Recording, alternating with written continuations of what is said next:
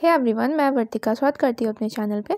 तो देखिए, जिनका भी अभी नेक्स्ट शिफ्ट में या फिर आगे एग्जाम है केवीएस पीआरटी का, तो उसमें रीजनिंग के जैसे क्वेश्चन पूछे जा रहे हैं उसी पैटर्न पे मैं क्वेश्चन लेकर के आई हूँ, या कल जो पूछा गया है वो एग्जैक्टली मैं क्वेश्चन लेकर के आई हूँ। तो इस टाइप के क्वेश्चन जरूर देख लीजिएगा, हो सकता है कि ऐसे ही क्वेश्चन आ जाए, इस पैटर्न पे आ जाए, तो कम से कम आप वहाँ पे कॉन्सेप्ट लगा लेंगे। ठीक है, तो पहले देखते हैं कौन कौन से टॉपिक आ रहे हैं। केवल 5 नंबर का आएगा रीजनिंग, और सीटिंग अरेंजमेंट से शायद 1-2 बार पूछा गया है। डायरेक्शन तो कन्फर्म पूछी जा रही है, वेन डायग्राम से पूछा जा रहा है, सीरीज पूछी जा रही है, ब्लड रिलेशन पूछे जा रहे हो, इस टाइप के भी कुछ क्वेश्चंस होते हैं जिसमें मिसिंग निकालना होता है। ठीक है, डायरेक्शन बहुत अच्छे से तैयार कर लीजिएगा क्योंकि डायरेक्शन से क्वेश्चन आ ही रहे हैं।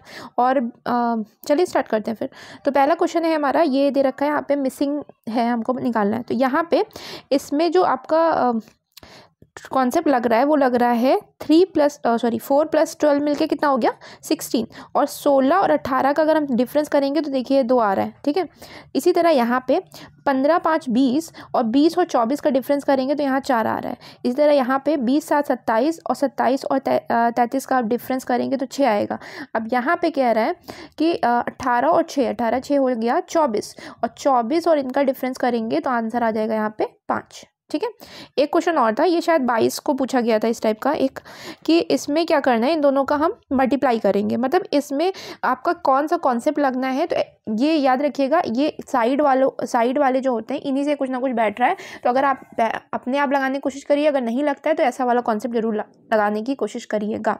ठीक है, तो 6 और 2 का हम मल्टीप्लाई करेंगे तो 12 आ जाएगा, और 12 और 18 का जो डिफरेंस होता है 18 - 12 कितना आ गया 6 आ गया। इस तरह एक मिनट सॉरी 18 - 12 हाँ ठीक है, वो भी सही है। और अदरवाइज यहाँ पे 12 हो गया, 3 चौक 12, और 12 और 14 का डिफरेंस आया 2। ठीक है, इसी तरह यहाँ पे 5 चौक 20 और 20 और 7 का डिफरेंस आया 7। ठीक है, ये देखिए, ये अच्छा रिपीट हुआ है फिर तो।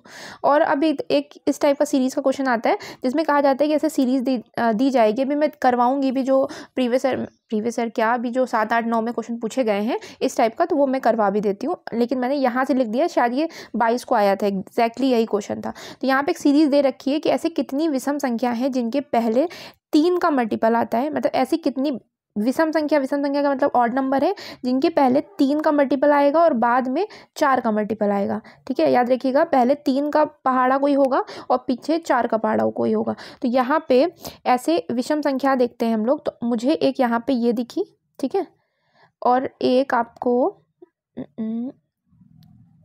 और कहीं है, ये 12 है, हाँ ये लिखा, मैं जानबूझ के लिखा था, अदरवाइज आपको वहाँ देखना पड़ेगा।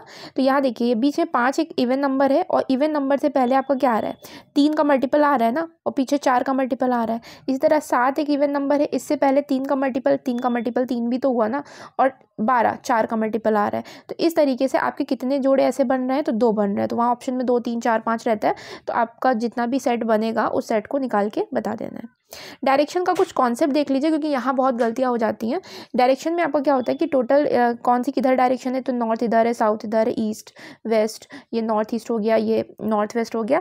अब यहाँ पे एंगल जो होती है, एंगल को समझ लीजिएगा कि क्लॉकवाइज और एंटी क्लॉकवाइज घुमाने को क्या देता है। तो आपको पता होना चाहिए कि जो आपकी मेन डायरेक्शन होती है 4, उनके बीच में 90-90 का एंगल बनता है। ठीक है, लेकिन जो ये बीच वाली होती है सब डायरेक्शंस, उनके बीच में 45-45 बनता है। जैसे कि ईस्ट से नॉर्थ ईस्ट कितना हो गया 45, फिर यहाँ से यहाँ 45। तो आप इस तरीके से ध्यान रखिएगा कि 45-45 के भागों में बटा रहता है। अगर 135 आ गया तो 45 3 135 होता है ना, 45 को 3 से करेंगे। तो मान लीजिए यहाँ पे इस डायरेक्शन में कोई खड़ा है और कहा जाएगा कि आपको एंटी क्लॉक घूमना है। ठीक है, एंटी क्लॉक किधर जाती है, एंटी क्लॉक उल्टी, क्लॉक की उल्टी डायरेक्शन। क्लॉक किधर चलती है, क्लॉक ऐसे चलती है, तो ये क्लॉकवाइज होता है और ये एंटी क्लॉकवाइज होता है। तो एंटी क्लॉक अगर कह दिया कि अगर कोई ईस्ट का मुंह करके खड़ा है और वो एंटी क्लॉकवाइज 135 डिग्री घूम गया एंटी क्लॉकवाइज, तो 135 डिग्री घूम गया, आप कौन सी डायरेक्शन में होगा, तो यहाँ से हम 45, फिर और 45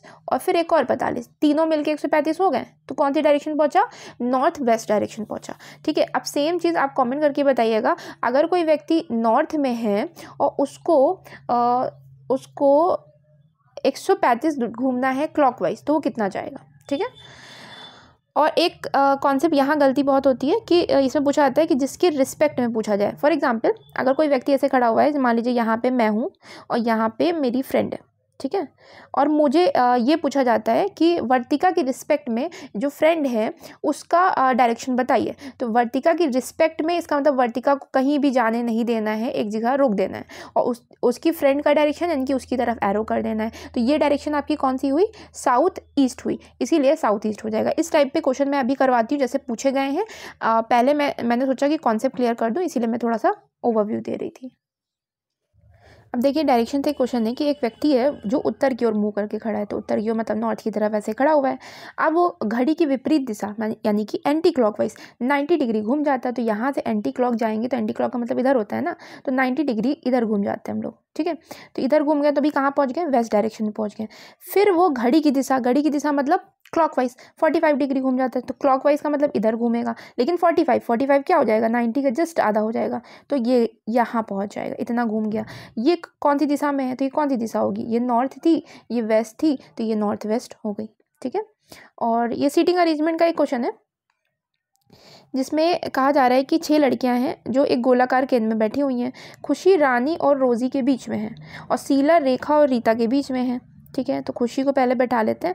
बहुत इजी से क्वेश्चन होते हैं, लेकिन सीटिंग अरेंजमेंट कम आया हुआ है इसीलिए मैं ज़्यादा कोशिश नहीं कर रही हूँ। ये खुशी हैं, ये रानी और रोजी, इन दोनों में से किधर भी हो सकती हैं। शीला रेखा और रीता के बीच में है। रेखा जो है रानी के एकदम दाएं है। अच्छा एक चीज़ और, इनका अगर मुंह अंदर की ओर है, ठीक है, तो इसमें बहुत दिक्कत होती है। जैसे होता क्या है कि अगर आप नॉर्थ का मुंह करके बैठे हुए हैं तो आपके लिए राइट यही होगा और लेफ़्ट ये होगा। लेकिन अगर आपने साउथ का मुंह करके बैठे हुए हैं तो आपके लिए जो राइट है वो ये वाला हिस्सा हो जाता है और लेफ़्ट ये वाला हिस्सा हो जाता है। तो आप खुद को इमेजिन कर लिया करें, मैं यही करती हूँ क्वेश्चन सॉल्व करते टाइम, मैं इमेजिन कर लेती हूँ कि मैं उधर का मुंह करके बैठी हूँ तो मेरा लेफ़्ट इधर हो गया, ठीक है। तो अब यहाँ पे रानी और रोजी, अब यहाँ एक लाइन लिखी हुई है कि रेखा रानी के एकदम दाएँ हैं। तो रानी के एकदम दाएँ हैं, अगर यहाँ रेखा बैठी होगी तभी तो सॉरी यही होता है ना रीजनिंग समझाने में। रानी के एकदम दाएं बैठी कौन है? रेखा, यानी कि रानी के राइट में बैठी है रेखा, तो बैठा दिया मैंने रेखा को। अब यहाँ पे स्टार्टिंग वाली लाइन पाते हैं, खुशी रानी और रोजी के बीच में, यानी कि रोजी यहाँ हो जाएगी और फिर ये शीला और रेखा रीता के बीच में है, तो शीला यहाँ हो गई और यहाँ रीता हो गई, ठीक है। तो इस टाइप में सारा पूरा एक बार बनाने की कोशिश करिएगा, क्योंकि इतनी कम से कम स्पेस में समझाते नहीं बनता है। और तो फिर क्वेश्चन पे आ जाते हैं, कौन रोजी के एकदम बाएं है? तो रोजी कहाँ बैठी थी भाई? रोजी ये है, रोजी के एकदम बाएं, तो एकदम बाएं कौन है? रीता है। इसका आंसर हो गया रीता, ठीक है। और कुछ क्वेश्चन ये तो मतलब वो वाले क्वेश्चन है कूट भाषा वाले, इसके मैंने वैसे करवाए हैं, LDC वाले में आपको मिल जाएंगे, और मैं जो आ रहे हैं वही करवा दे रही हूँ कि यदि AB की बेटी के बेटे की बहन है, एक मिनट, अब यहाँ पे इंग्लिश में मैं बता देती हूँ जिनको इंग्लिश में दिक्कत होगी, मतलब हिंदी समझने में, कि AB की बेटी, यानी कि पहले हम बैठाते हैं B की बेटी हो गई ये, तो मान लीजिए ये हो गई, ठीक है, माइनस लगा दिया। बेटी मतलब फीमेल्स के लिए माइनस और मेल्स के लिए प्लस का ऐसा साइन चलता है। तो बेटी के बेटे, अब इस बेटी का भी एक बेटा है, तो मान लीजिए ये हो गया बेटा की बहन को डैश करके रखा जाता है, तो ये हो गई बहन, ठीक है। तो ए का ये कौन है? ये ए है ना। अब ए का बी से क्या संबंध है? तो सीधी सी बात है, ए की माँ ये हुई और माँ की माँ ये हुई, यानी कि ये नातिन हुई ना, मतलब ये ग्रैंड डॉटर हो गई, ठीक है। तो ये आपका फर्स्ट वाला यहाँ पे आंसर क्लियर हो जाएगा। वहाँ हिंदी इंग्लिश दोनों में ही मिलता है आपको, सेम टाइम पे ऊपर इंग्लिश में लिखा रहेगा और फिर नीचे हिंदी में लिखा रहेगा। आप जिसमें भी कंफर्टेबल हो वहाँ से आप कर सकते हो।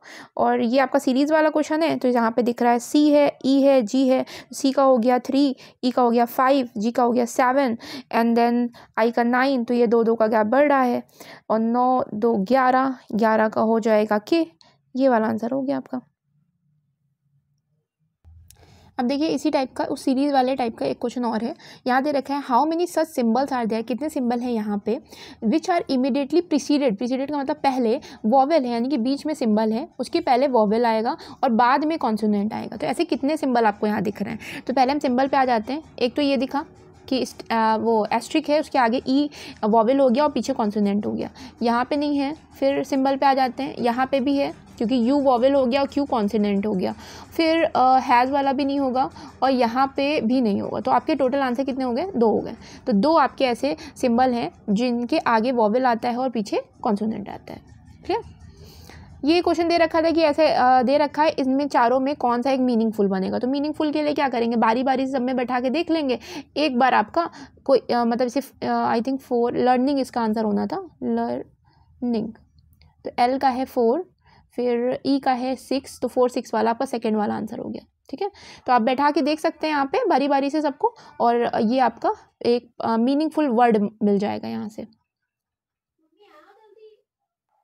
अब यहाँ पे नेक्स्ट क्वेश्चन डायरेक्शन का ही है, और इसके अलावा जितने भी क्वेश्चन है वो अगर आप डिटेल में देखना चाहते हो तो एलडीसी वाली प्लेलिस्ट में बनी हुई है। रीजनिंग के जितने भी वीडियो हैं 10-10 मिनट के, उसको आप देख लीजिएगा। लेकिन वो बहुत डिटेल वाले हैं, मतलब डिफ़िकल्ट वाले हैं। और जो प्राइमरी में पूछा जा रहा है वो इतना डिफिकल्ट नहीं पूछा रहा है, नॉर्मल है, बस आपको कॉन्सेप्ट पता होना चाहिए। तो एक क्वेश्चन है कि सुबह अपनी दुकान से प्रारंभ करता है, मतलब मान लीजिए इसकी दुकान थी, ठीक है, इस दुकान से उसने चलना प्रारंभ किया। पहले पूर्व गया 30, तो मान लीजिए पूर्व गया 30 मीटर है।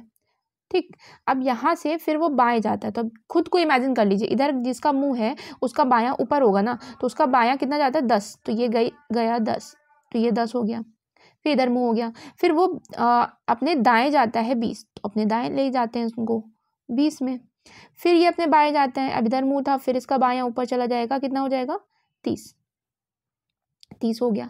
फिर वो दोबारा बाएं जाता है, यानी कि यहाँ से लेफ्ट फिर जाएगा और 50 जाएगा, तो 50 जाएगा, इसका मतलब ये टोटल अपनी ही जगह पे फिर आ गया, क्योंकि ये तो 20 था ही और ये 30 था। ठीक है, नीचे से मैच करिएगा ये चीज़, तो टोटल अपनी दुकान के जस्ट सामने आ गया ये।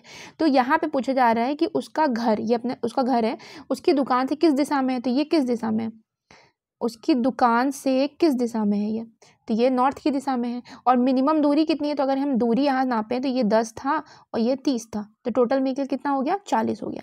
तो नॉर्थ 40 मीटर इसका आंसर हो जाएगा। अब यहाँ पे इस टाइप का एक क्वेश्चन आता है कि जिसमें कहा जाता है कि वह संख्या बताइए जो पुरुष हैं, मतलब ये बता दिया कौन कौन सा सर्किल क्या क्या है, जो पुरुष हैं, कार्यरत भी यानी कि वर्किंग भी है, लेकिन स्किल्ड नहीं है। तो स्किल नहीं है, पहले क्या करेंगे? स्किल वाले को गायब कर देते हैं पूरा। तो स्किल वाला जितना हिस्सा है वो मैंने गायब कर दिया। अब जो बचा 1 4 2 में से आंसर होगा, लेकिन 1 4 2 में से क्या है? पुरुष और कार्यरत दोनों होने चाहिए। तो पुरुष और कार्यरत में कॉमन हिस्सा क्या है? 4 है ना। देखिए इन दोनों में ही जो कॉमन हिस्सा मिल रहा है वो 4 का मिल रहा है, इसलिए आंसर यहाँ पे 4 हो गया। अब देखिए एक क्वेश्चन और करते हैं। यहाँ पे कह रहा है in the given diagram the triangle represent man. तो आपको क्या करना है? एक जगह लिख लेना है कि ट्रायंगल क्या होना है? मैन होना है। अब सर्किल क्या है? सन है। रेक्टेंगल क्या है? डॉक्टर है। ठीक है, अब इन्होंने कहा which of the following number represent a man. कौन से नंबर, कितने नंबर हैं ऐसे जो मैन को तो दिखाते हैं लेकिन they who are neither son nor doctor, या तो ना ही वो डॉक्टर है ना ही वो सन है, यानी कि डॉक्टर और सन का तो पत्ता कट गया। तो यानी कि सर्किल और रेक्टेंगल को हमको हटा देना है। तो सर्किल ये हमने हटाया पूरा, ये पूरा सर्किल हटाया, और ये रेक्टेंगल मैंने हटाया पूरा। अब बचे कौन से नंबर? जो बचे वही हमारा आंसर है। 1 बचा, 8 बचा, 10 बचा, तो आंसर हो गया 1 8 एंड 10। अब देखिए एक डायरेक्शन का एक और क्वेश्चन लेते हैं कि कमल अपने घर से गाड़ी में 5 किलोमीटर दक्षिण की ओर चला। तो मान लीजिए उसका घर है, ठीक है, यहाँ से वो 5 किलोमीटर चलता है, तो ये हो गया 5, साउथ में चला। फिर वह बाएं मुड़ा, तो साउथ में जो बायां होगा वो इधर की ओर होगा। कितना मुड़ा? 2 मुड़ा। ठीक है, फिर वह बाएं मुड़ा, और बाएं मतलब लेफ्ट मुड़ा, और कितना गया? 1 गया, तो ये हो गया 1। ठीक है, ये टोटल 5 था। बड़ी वाली लाइन जो है वो याद रखिएगा 5 है। अब यहाँ से फिर वो बाएं मुड़ा और 5 किलोमीटर चला। तो यहाँ से जब 5 किलोमीटर चला तो ये 2 तो यहीं इधर रहेगा, जो नीचे था 2, तो बचा हुआ 3 ही तो इधर जाएगा ना। तो यहाँ पे टोटल 5 पहुँच गया। ठीक है, अब ये पहुँच गया अपने दुकान पर, ये उसकी दुकान थी, शॉप थी, ये शॉप थी। अब इन्होंने कहा उसके घर से, अब यही मेन कॉन्सेप्ट है, विद रिस्पेक्ट टू हाउस, घर के रिस्पेक्ट में बात कर रहा है, यानी कि घर को हमको हिलने नहीं देना है। और किस दिशा में उसकी दुकान है? तो ये डायरेक्शन देखिएगा साउथ वेस्ट है। ठीक है, ये डायरेक्शन क्या होती है जी? ये होती है साउथ, ये होती है वेस्ट, तो ये हो जाती है साउथ वेस्ट। तो ये डायरेक्शन आपकी साउथ वेस्ट हो गई। अब ये तो साउथ वेस्ट से तो वैसे आप यहाँ क्लियर कर सकते थे कि थर्ड आंसर होना है, लेकिन रीजनिंग में यही दिक्कत होती है। ये आपको, ये कितना निकला, ये बचा आपके पास 4, ये बचा 3। 4 क्यों बचा? क्योंकि टोटल लाइन थी 5 और यहाँ से कट रहा है ना, तो यहाँ से नीचे तो एक पहले से ही अलग हो चुका है, ये देखिए एक इधर अलग हो चुका है ना, इसीलिए ऊपर जो बचा वो 4 बचा। और 4 और 3 और ये हमको निकालनी है न्यूनतम दूरी यानी कि मिनिमम डिस्टेंस। उसके लिए पाइथागोरस लगाएंगे और पाइथागोरस लगाने पर 4 और 3, 4 का स्क्वायर 16 हो गया, 3 का स्क्वायर 9 हो गया, 16 और 9 मिलकर 25, 25 हो गया 5 का। ठीक है, ट्रिपलेट होते हैं 3, 4, 5, इसी वजह से 5 आ गया। अदरवाइज आप डायरेक्ट भी आंसर कर सकते थे डायरेक्शन का यूज़ करके, तो साउथ वेस्ट इसका आंसर हो जाता।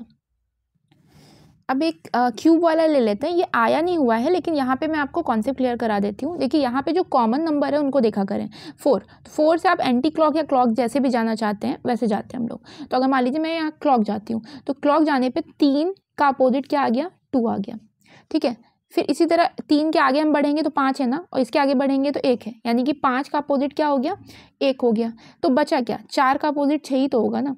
तो इन्होंने पूछा कि एक ही घन की 2 स्थितियों में अदृश्य संख्या कहाँ पर है। तो अदृश्य संख्या किसके अपोजिट होंगी? 4 की विपरीत होगी। अदृश्य संख्या मतलब जो विजिबल नहीं, तो विजिबल नहीं है 6 ही तो विजिबल नहीं है ना, तो 6 किसके अपोजिट होगी? 4 के अपोजिट। यहाँ से आंसर हो गया आपका। अब एक क्वेश्चन वेन डायग्राफ का और देख लेते हैं। यहाँ कहा जा रहा है कि सर्किल जो है वो गर्ल्स को दिखाती हैं, ट्रायंगल जो है वो स्टूडेंट को दिखाते हैं, वर्ग स्क्वायर जो है वो डांसर्स को दिखाते हैं, और आयत, आयत मतलब रेक्टेंगल जो है वो प्लेयर को दिखाते हैं।